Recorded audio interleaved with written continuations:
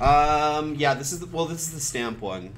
Okay, so, all right, assignment number 10. I have number 10, 11, and 12 up on here. We're gonna go through these ones fairly quickly.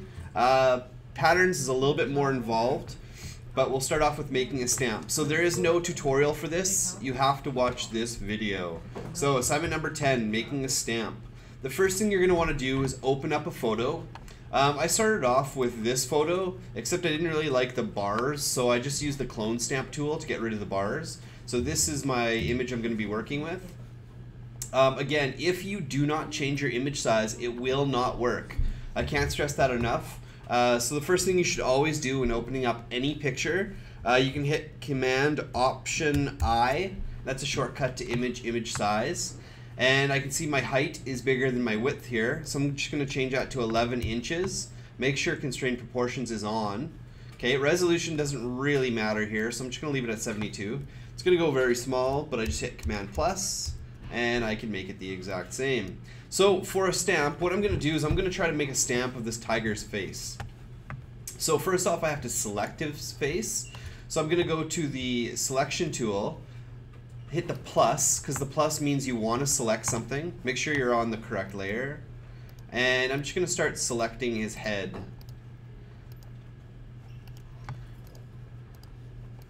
I'm just going to be making little clicks, and it's going to be smart enough to kind of select what it thinks I want.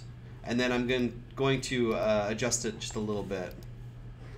Okay, there we go. It kind of selected a lot more than I wanted. So all I do is hit the minus, and I'm going to make this selection a little bit better.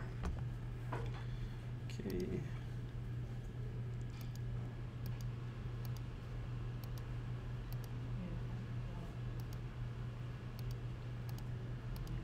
So just little clicks, and I'm hitting the minus because I just want it to select the tiger's face. Okay, there we go.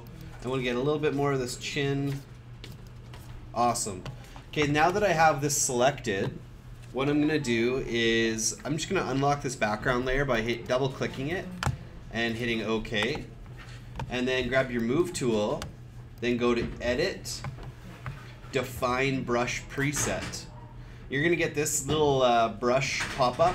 So it's going to say, it's going to give you a number, then a sample brush size. I'm just going to rename that one Tiger. Okay. So now I've made my brush. It is literally as easy as that. So what I can do is to test the brush, I'm going to go File, New. I'm just going to go to US Paper, but change the resolution to 72.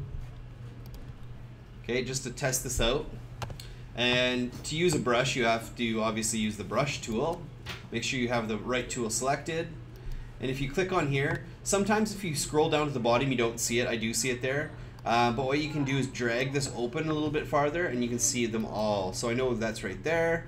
And now you can see here, if I just click, okay, it's going to be my mask. Or sorry, my brush.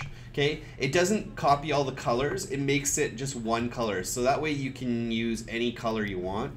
And remember the shortcuts I taught you next to the letter P. To the right of the letter P, that one makes it smaller, and then to the right of that makes it larger. Okay. So the first assignment is just making a brush.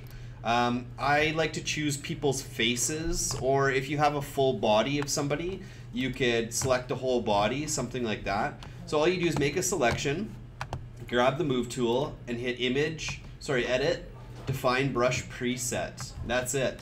Okay, so that's making a brush. So I will finish putting that right there. So I'll stop this recording. That's making a brush. For the assignment, what I want you to do is make 2 images with brushes. So I want you to make 2 different brushes. So I'm just gonna